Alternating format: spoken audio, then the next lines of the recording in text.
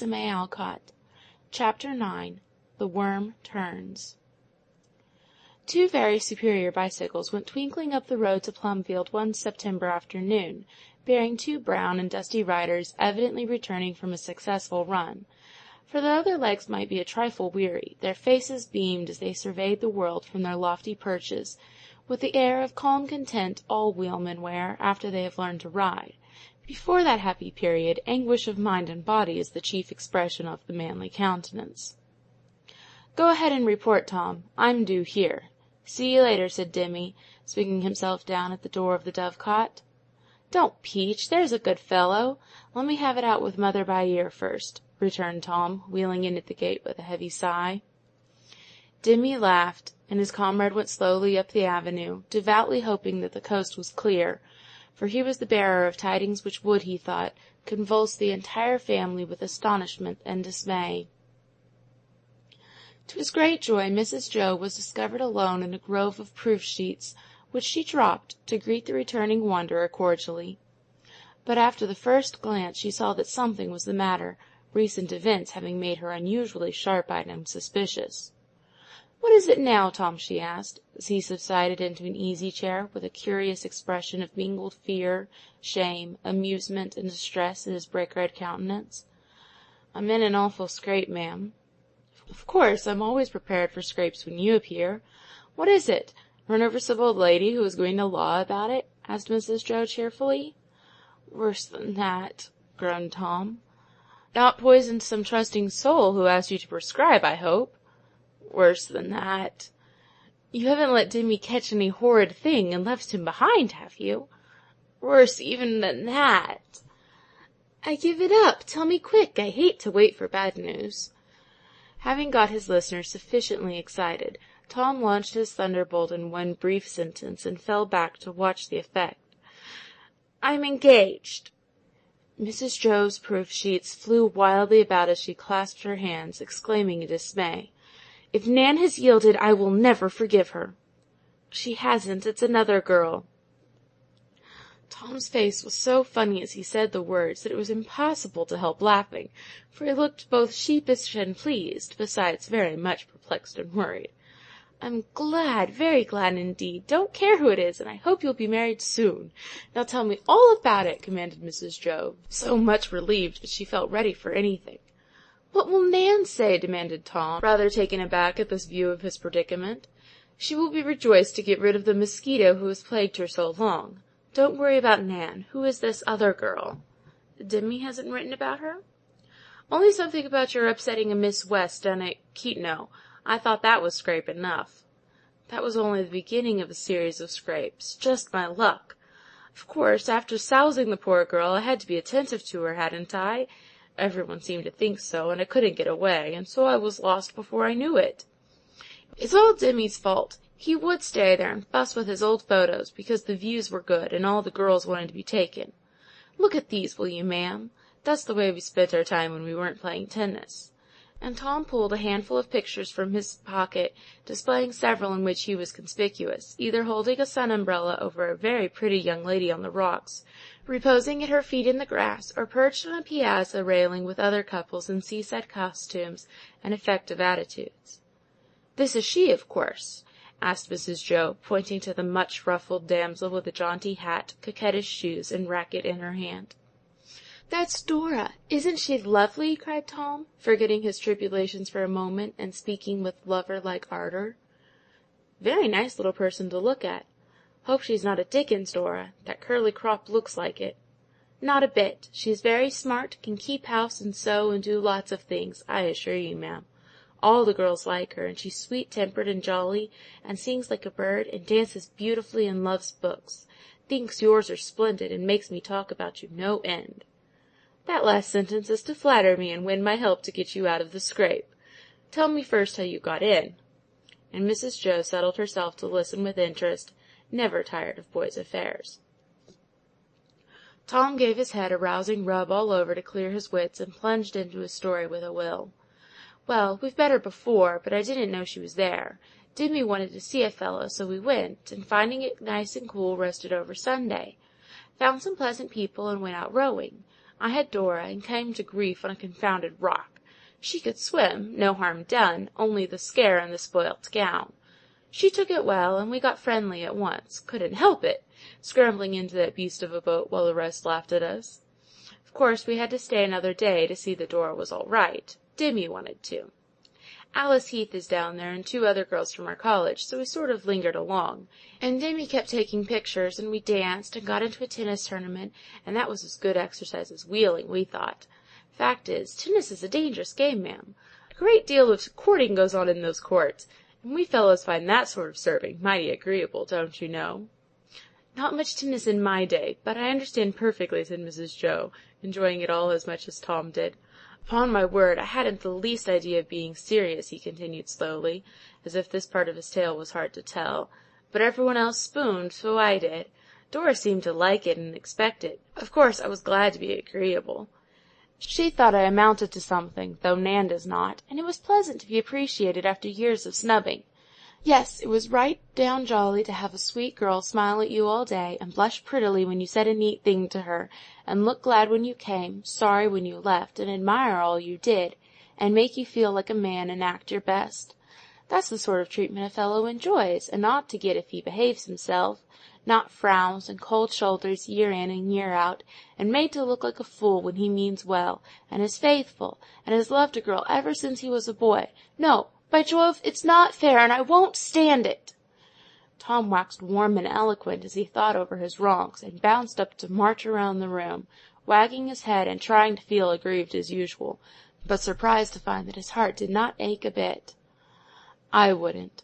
Drop the old fancy, for it was nothing more, and take up the new one if it is genuine. But how came you to propose, Tom, as you must have done to be engaged? Asked Mrs. Joe, impatient for the crisis of the tale. Oh, that was an accident. I didn't mean it at all. The donkey did it. I couldn't get out of the scrape without hurting Dora's feelings, you see, began Tom, seeing that the fateful moment has come. So there were 2 donkeys in it, were there? Asked Mrs. Joe, foreseeing fun of some sort. Don't laugh. It sounds funny, I know, but it might have been awful, answered Tom darkly, though a twinkle of the eye showed that his love trials did not blind him to the comic side of the adventure. The girls admired our new wheels, and of course we liked to show off, took 'em to ride, and had larks generally. Well, one day, Dora was on behind, and we were going nicely along a good bit of road, when a ridiculous old donkey got right across the way. I thought he'd move, but he didn't, so I gave him a kick. He kicked back, and over we went in a heap, donkey and all. Such a mess. I thought only of Dora, and she had hysterics. At least, she laughed till she cried, and that beast brayed, and I lost my head. Any fellow would, with a poor girl gasping in the road, and he wiping her tears and begging pardon, not knowing whether her bones were broken or not. I called her my darling, and went on like a fool in my flurry, till she grew calmer, and said with such a look, "I forgive you, Tom. Pick me up, and let us go on again." Wasn't that sweet now, after I'd upset her for the 2nd time? It touched me to the heart, and I said I'd like to go on for ever with such an angel to steer for. And, well, I don't know what I did say, but she might have knocked me down with a feather when she put her arm around my neck and whispered, "Tom, dear, with you I'm not afraid of any lions in the path." She might have said donkeys, but she was in earnest, and she spared my feelings. Very nice of the dear girl, but here I am with 2 sweethearts on my hands, and in a deuce of a scrape. Finding it impossible to contain herself another moment, Mrs. Joe laughed till the tears ran down her cheeks at this characteristic episode, and after one reproachful look, which only added to her merriment, Tom burst into a jolly roar that made the room ring. "Tommy Bangs! Tommy Bangs! Who but you could ever get into such a catastrophe?" said Mrs. Joe when she recovered her breath. "Isn't it a muddle all round, and won't everyone chaff me to death about it? I shall have to quit Old Plum for a while," answered Tom, as he mopped his face, trying to realize the full danger of his position. "No, indeed, I'll stand by you, for I think it the best joke of the season. But tell me how things ended. Is it really serious, or only a summer flirtation? I don't approve of them, but boys and girls will play with edged tools and cut their fingers." "Well, Dora considers herself engaged, and wrote to her people at once. I couldn't say a word when she took it in all solemn earnest, and seemed so happy. She's only 17, never liked anyone before, and is sure all will be all right, as her father knows mine, and we are both well off.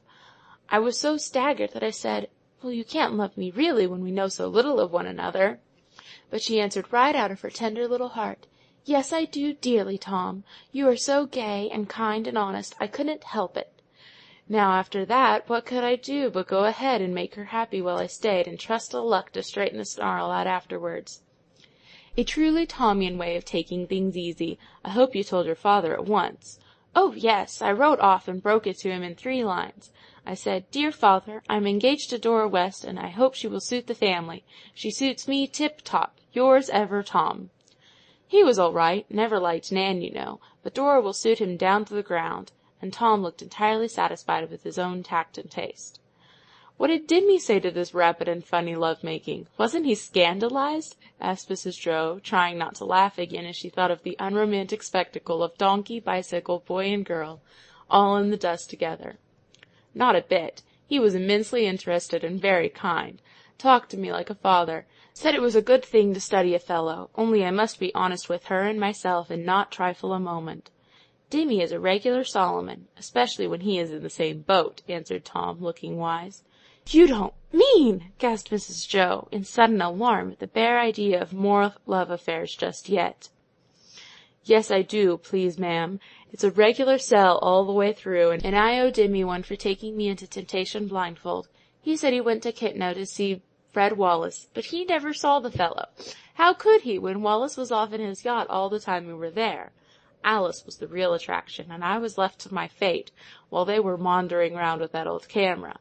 There were 3 donkeys in this affair, and I'm not the worst one, though I shall have to bear the laugh. Dimmy will look innocent and sober, and no one will say a word to him. The midsummer madness has broken out, and no one knows who will be stricken next. Well, leave Dimmy to his mother, and let us see what you are going to do, Tom." "I don't know exactly. It's awkward to be in love with 2 girls at once. What do you advise?" "A common-sense view of the case, by all means. Dora loves you, and thinks you love her. Nan does not care for you, and you only care for her as a friend, though you have tried to do more.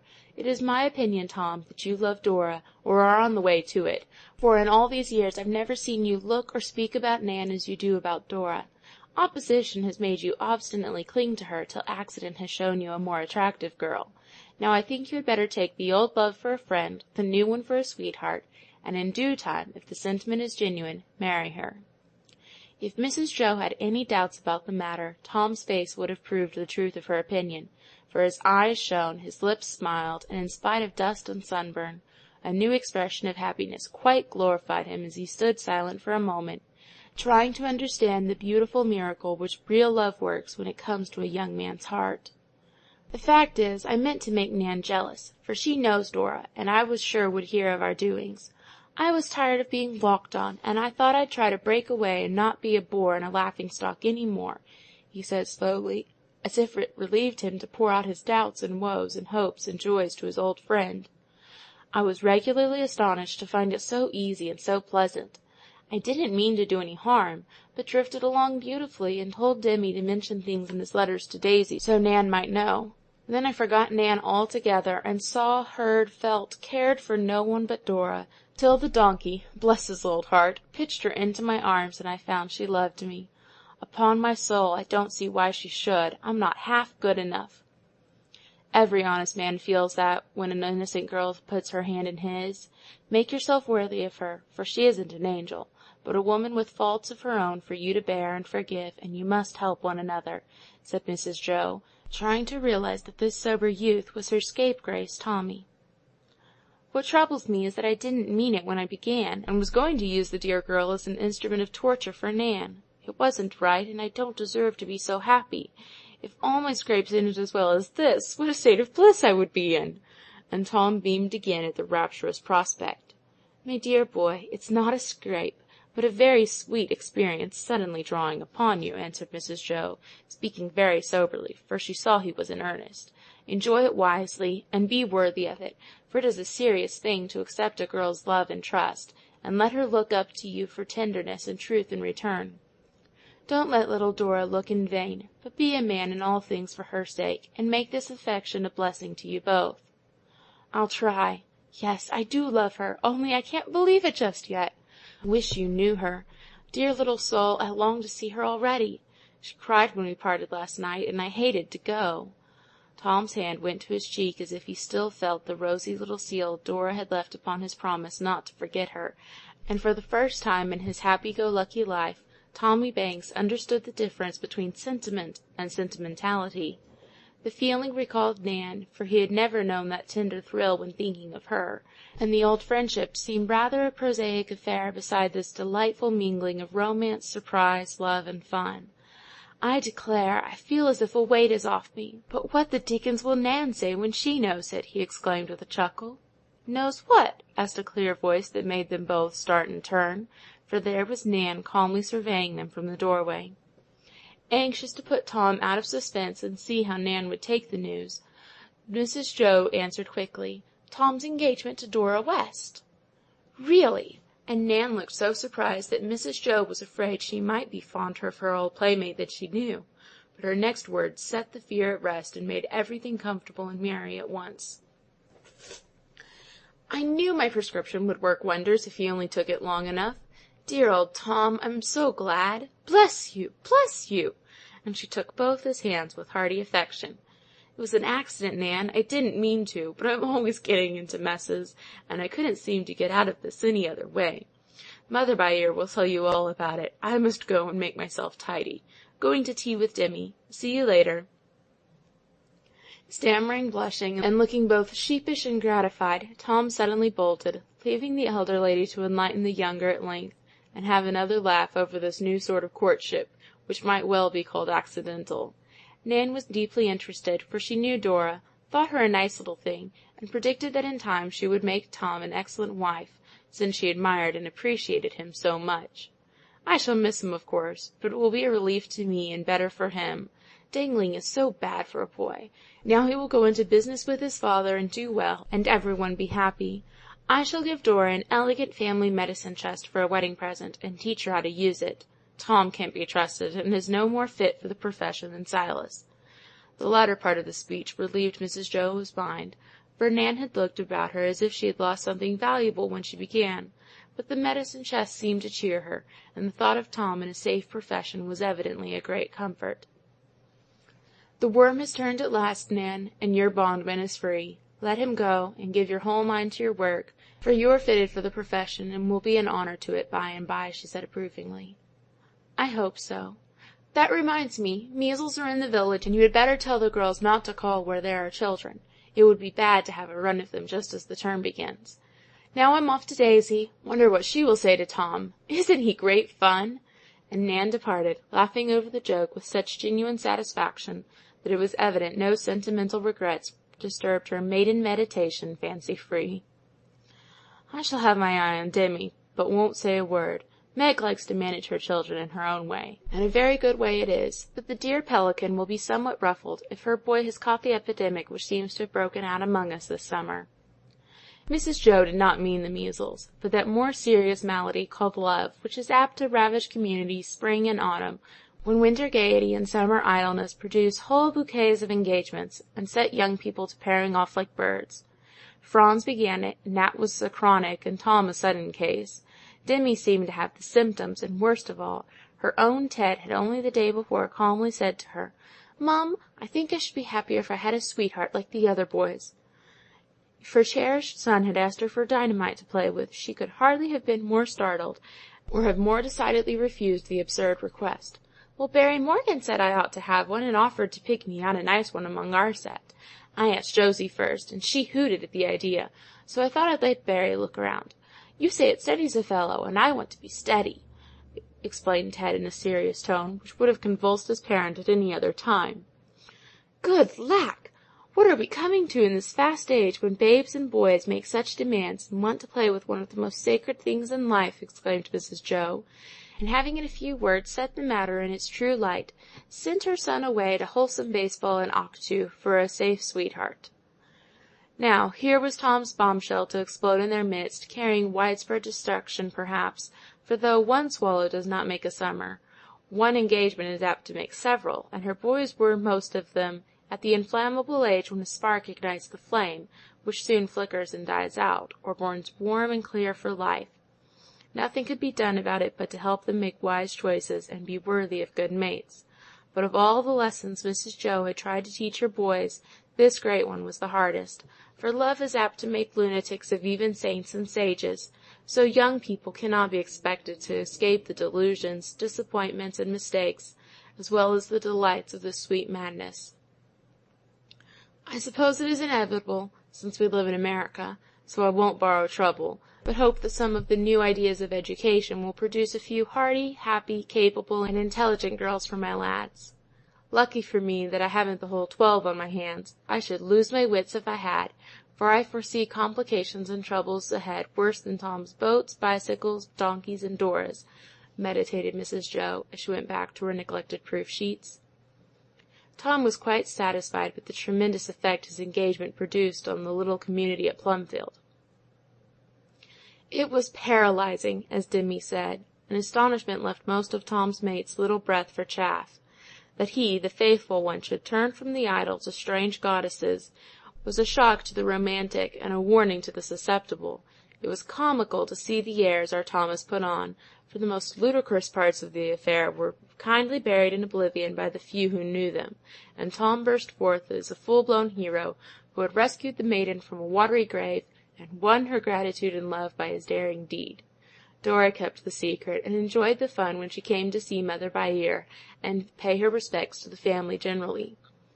Everyone liked her at once, for she was a gay and winning little soul, fresh, frank, and so happy. It was beautiful to see her innocent pride in Tom, who was a new boy, or man rather, for with this change in his life a great change took place in him.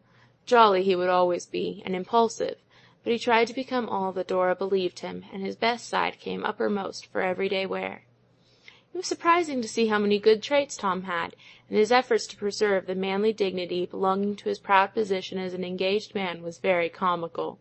So was the entire change from his former abasement and devotion to Nan to a somewhat lordly air with his little betrothed, for Dora made an idol of him, and resented the idea of a fault or a flaw in her Tom. This new state of things suited both, and the once blighted being bloomed finely in the warm atmosphere of appreciation, love, and confidence. He was very fond of the dear girl, but meant to be a slave no longer, and enjoyed his freedom immensely, quite unconscious that the great tyrant of the world had got hold of him for life. To his father's satisfaction he gave up his medical studies, and prepared to go into business with the old gentleman, who was a flourishing merchant, ready now to make the way smooth and smile upon his marriage with Mr. West's well-endowed daughter. The only thorn in Tom's bed of roses was Nan's placid interest in his affairs, and evident relief at his disloyalty. He did not want her to suffer, but a decent amount of regret at the loss of such a lover would have gratified him. A slight melancholy, a word of reproach, a glance of envy as he passed with Dora on his arm, seemed but the fitting tribute for such years of faithful service and sincere affection. But Nan regarded him with a maternal sort of air that nettled him very much, and patted Dora's curly head with a worldly wise air worthy of the withered spinster Julia Mills in David Copperfield. It took some time to get the old and the new emotions comfortably adjusted, but Mrs. Joe helped him, and Mr. Lorry gave him some wise advice upon the astonishing gymnastic feats the human heart can perform, and be all the better for it if it only held fast to the balancing pole of truth and common sense. At last our Tommy got his bearings, and as autumn came on, Plumfield saw but little of him, for his new lodestar was in the city, and business kept him hard at work. He was evidently in his right place now, and soon throve finely, to his father's great contentment, for his jovial presence pervaded the once quiet office like a gale of fresh wind, and his lively wits found managing men and affairs much more congenial employment than studying disease or playing unseemly pranks with skeletons. Here we will leave him for a time, and turn to the more serious adventures of his mates, though this engagement, so merrily made, was the anchor which kept our mercurial Tom happy, and made a man of him. End of Chapter 9.